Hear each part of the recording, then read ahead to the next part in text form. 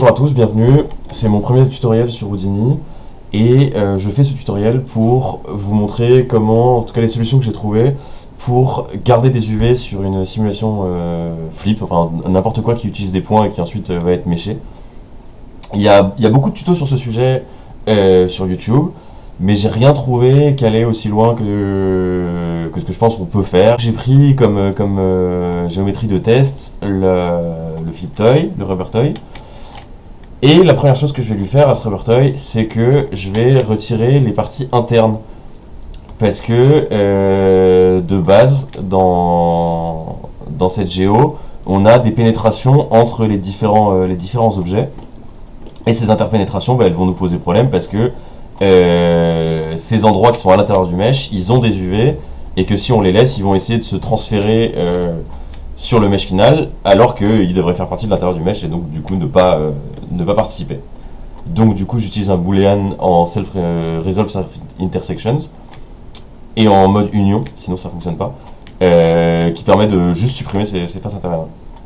Je subdivise par principe et ensuite je vais faire une simulation, tout ce qui est plus classique. J'utilise le nouveau système là avec les nœuds comme ça qui marche très bien. J'ai ma simulation de points. Voilà, jusque là tout par défaut. Ça, c'est un petit nœud que j'utilise souvent quand je fais des simulations de flip.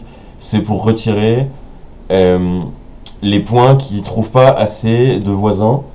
Par exemple, pour passer de ça à ça permet de clean up. Moi là, je les supprime complètement. On peut aussi les mettre dans un groupe et les traiter à part pour avoir un meshing spécifique pour ces points qui sont isolés. Et qui du coup, si on les laisse dans le meshing principal, vont faire des résultats un peu étranges, sauter d'une frame à l'autre. Enfin, c'est généralement mieux de les traiter un peu séparément, ces espèces de droplets. Le solver a des options pour traiter les droplets, mais moi j'aime bien le faire comme ça. Du coup, en fait, j'ouvre un point cloud et je compte le nombre de points qu'il a réussi à trouver. S'il a trouvé moins de 10 points, qui est mon max PTS ici, dans le radius, c'est qu'il n'a pas assez de voisins et donc du coup je le supprime. Voilà, pareil, un meshing, j'ai pas touché à Glue, j'ai laissé complètement les valeurs par défaut. La seule chose que j'ai changé, c'est que j'ai passé le type en surface polygons. Il faut pas les rester en polygone soupe, parce que la polygone soupe va poser problème ensuite. Donc du coup, bien surface polygons. J'ai failli cacher ça, donc j'ai bien ma géo, j'ai bien ma simu méchée, très mal, mais voilà. Et donc là, on rentre dans la partie intéressante. Je vais récupérer ma géométrie initiale, donc là où j'étais, ici, donc après avoir fait le boolean et le subdivide. Cette géo, je vais la vertex split avec l'attribut UV. Alors à quoi sert le vertex split? On va avoir besoin de passer l'attribut d'UV de vertex à point. Sauf qu'en fait, un vertex, il peut y en avoir plusieurs par point avec des informations d'UV différentes. Et si on ne sépare pas si on ne crée pas de nouveaux points aux endroits où le vertex a deux informations, ça va poser problème forcément parce que j'ai fait un petit schéma. Par exemple, ce point ici, ce point-là, il correspond et à la fois aux coordonnées ici en UV de ce point ici, et à la fois aux coordonnées UV de lui. Mais il y a un seul point avec une seule information d'UV, et donc du coup, il va falloir qu'on sépare ce point-là en deux points. Un point pour cette face, qui aura les coordonnées UV de cette face, et un point pour cette face, qui aura les coordonnées de cette face. Et c'est ce que permet de faire le vertex split.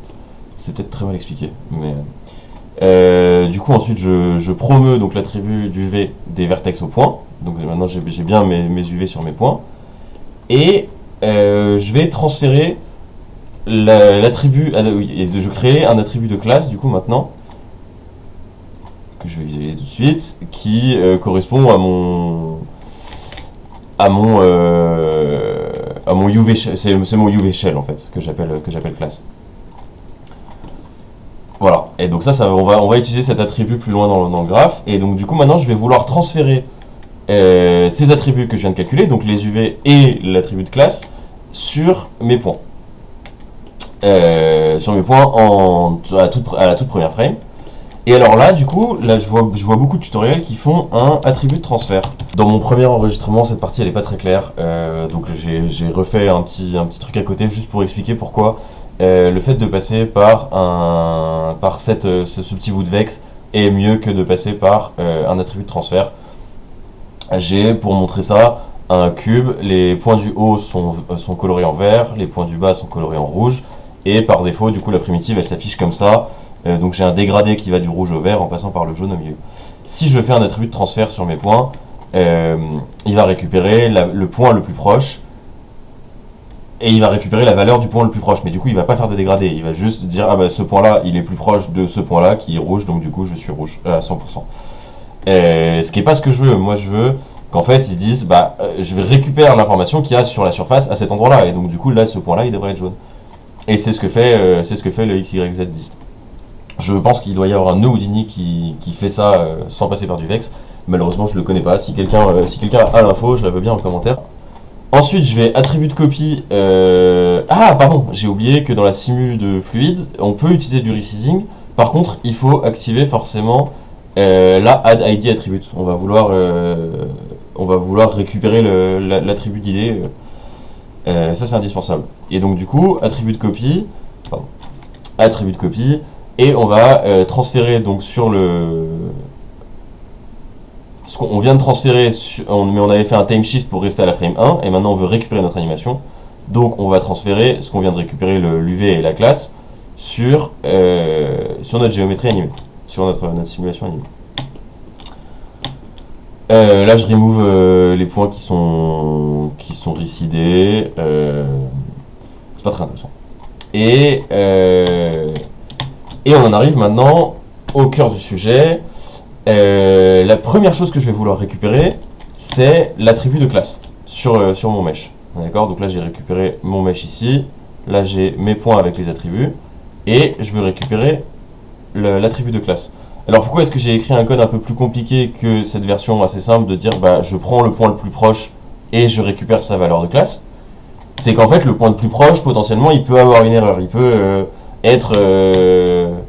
il peut être un point qui s'est un peu perdu et donc là, lui tout seul là il vient transférer son attribut ici, alors que si on samplait les 10 points les plus proches, il se rendrait bien compte qu'en fait là on est plutôt dans la classe du truc vert et pas de la classe de ça là, du corps.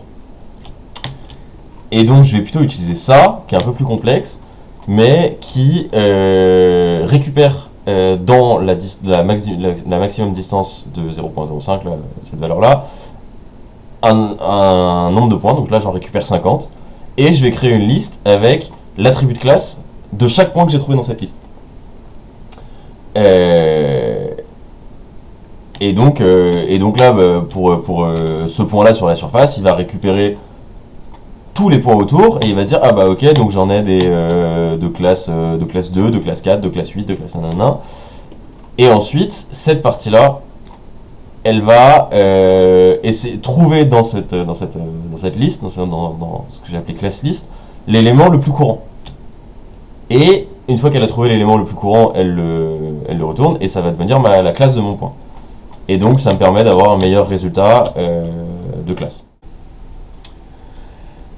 À cette étape-là, j'ai récupéré mon attribut de classe qui correspond à l'UV shell ici. Je vais ensuite promouvoir l'attribut sur les primitives et je vais à nouveau split la géométrie en fonction de l'UV shell. Et donc voilà, je me retrouve avec chaque shell d'UV séparé en termes de géométrie. Alors pourquoi est-ce que là je merge la version méchée et les points ici? C'est pour des raisons d'optimisation, parce qu'en fait je vais vouloir faire un compile block ensuite pour la partie d'après qui demande de faire les opérations sur chaque morceau de géométrie séparé. Donc du coup je veux le compiler pour aller plus vite. Et pour avoir qu'un seul input de mon compile block, je merge les deux. Et une fois que je suis dans mon compile block, je resépare. Donc pour pouvoir utiliser ce nœud et avoir qu'un seul input de mon compile begin, en fait ce que j'aimerais c'est de faire quelque chose comme ça. Sauf que vous allez voir, voilà, le compile begin, il veut avoir un seul input. Et bon, le plus simple, c'est juste de merger les deux. Et ensuite de resplitter une fois que je suis dans mon compile bloc. J'ai d'un côté ma géométrie, de l'autre côté mes points. Lui, je vais lui dire d'itérer sur sur chaque primitive qui partage l'élément classe. Et lui, je vais juste lui dire de récupérer le fetch input. Si je mets pas ce nœud,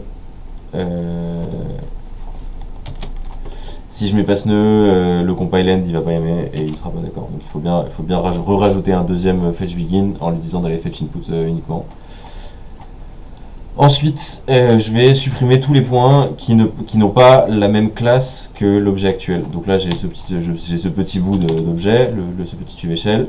Je supprime tous les points qui n'ont pas la même classe. Et je vais récupérer les UV uniquement par rapport aux points qui correspondent.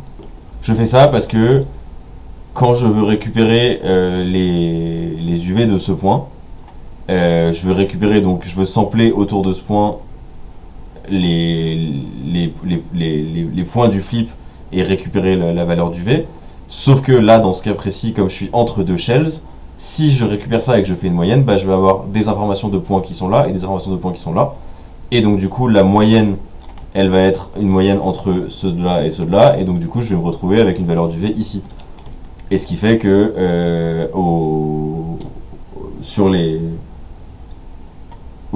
endroits où il y a une séparation, mes UV vont être dégueux. Et donc du coup, je suis obligé de transférer uniquement ceux qui ont le même attribut de classe.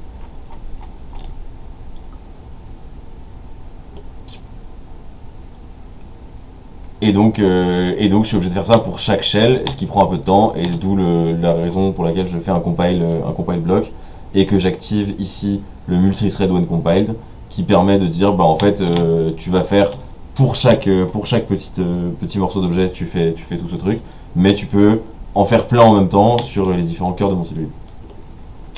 Et donc ensuite je cache le résultat. Et j'ai un résultat qui est plus propre, notamment sur les Sims. Si on regarde les Sims, elles sont pas floues, j'ai pas les UV qui font n'importe quoi aux endroits des Sims. Et donc ça améliore grandement la qualité du résultat final. Moi, c'est la manière la plus optimisée que j'ai trouvé de le faire. Voilà. Si vous avez d'autres méthodes, je suis intéressé. Laissez-moi savoir.